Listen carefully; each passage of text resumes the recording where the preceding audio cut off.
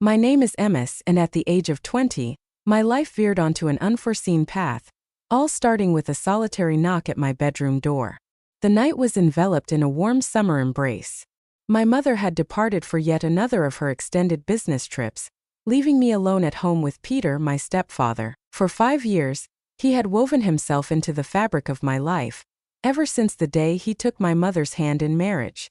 Peter possessed a quiet strength, a man of few words yet capable of making you feel truly understood. He stood tall and composed, a figure of thoughtfulness, and as the year unfolded, I began to see the handsome allure he possessed, subtle yet tinged with an intriguing danger. As I reclined in bed, clad in a comfortable t-shirt and shorts, my fingers danced over the screen of my phone, when suddenly, a knock pierced the stillness of the night. Knock knock. Is that you, Emma? From beyond the door, Peter's voice resonated. Indeed. I sprang upright merely to see how you were doing. The power may flicker and fade. The tempest is intensifying.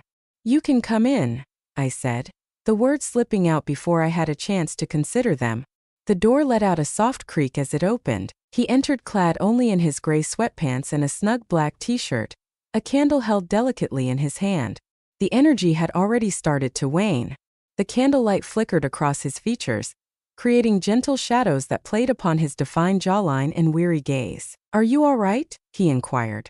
I'm fine, I murmured, clutching a pillow tightly against my chest. There's a certain apprehension that comes with storms. He offered a gentle smile, a lingering fear of thunder shadowing his expression. I inclined my head in agreement.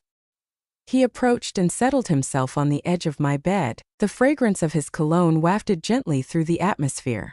Neat, strong and comforting. And that was the instant, the peculiar hush, the gentle, simmering tension. I observed the proximity of his seat. His gaze darted to my lips, then swiftly depart. I swallowed hard. You're different from the other girls your age, he remarked unexpectedly. A frown creased my brow. Could you clarify what you mean?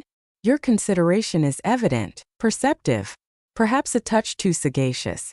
I chuckled uneasily. Are you implying that I lack excitement? He wore a sly grin. Negative. Your presence is undeniably compelling, making it difficult to overlook you. A lengthy silence ensued. For some time now, he confessed, his voice barely above a whisper. Yet I am aware that I ought not to. I am not my biological father. I interjected gently. His gaze met mine, penetrating and intense. With deliberate slowness, he extended his hand and gently swept a strand of hair away from my cheek. I shouldn't feel this way, he murmured. Yet you do, I remarked. So do I. In that moment he drew closer. Our lips met in a gentle caress. Softly, with great care. We were on the brink of crossing the line, testing its limits. As I remained steadfast, the kiss grew more intense. It was gentle, brimming with a yearning restrained for far too long. My fingers grasped the fabric of his shirt, pulling him nearer as he leaned into my embrace. He had the flavor of warm coffee intertwined with a hint of something deeper. Prohibited. Silence enveloped us. Our breath conveyed our unspoken words. His lips traced a path along my jaw, gliding down to my neck and lingering at my collarbone. Every touch crackles with electricity. Every kiss ignites a fresh fire. And then he withdrew. This is wrong, he declared, rising to his feet.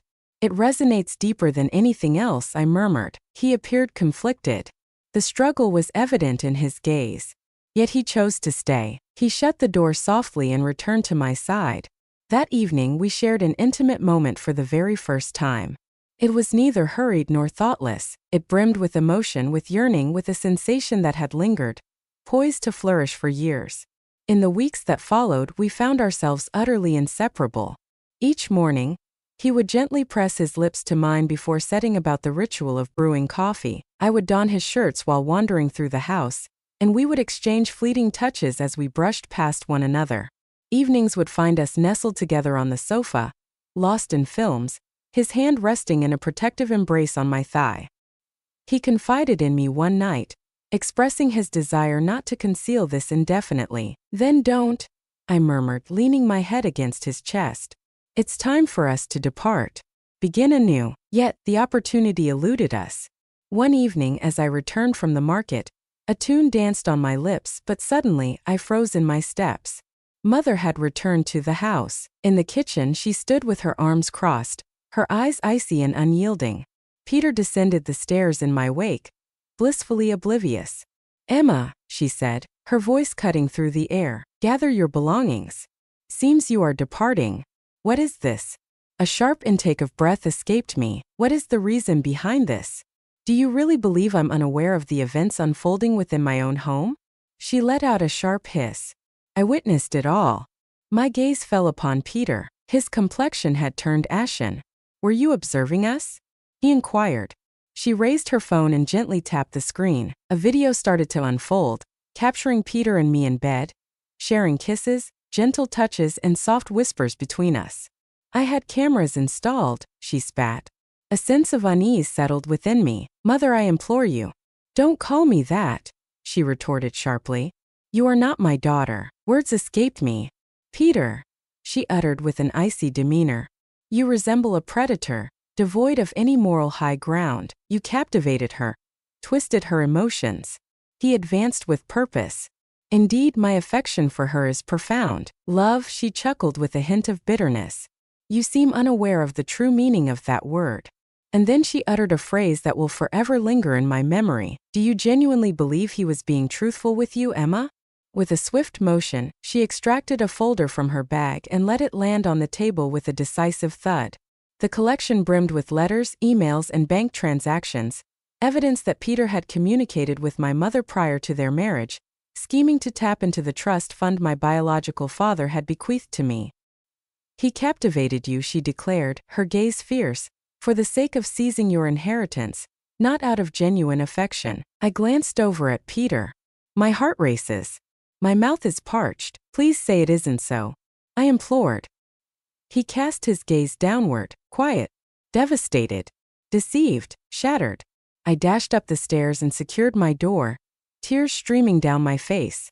After a fortnight, I relocated to another city, severed ties with both of them. Yet on certain nights my thoughts drift back to Peter's caress, his kiss, the way he embraced me as if I were his entire universe. Was it merely an illusion? Or did he discover love in the wake of deception? Perhaps the answer will remain elusive. Yet the aspect that lingers in my mind the most? There are moments when I long for him to come knocking at my door once again. And this time to speak the truth.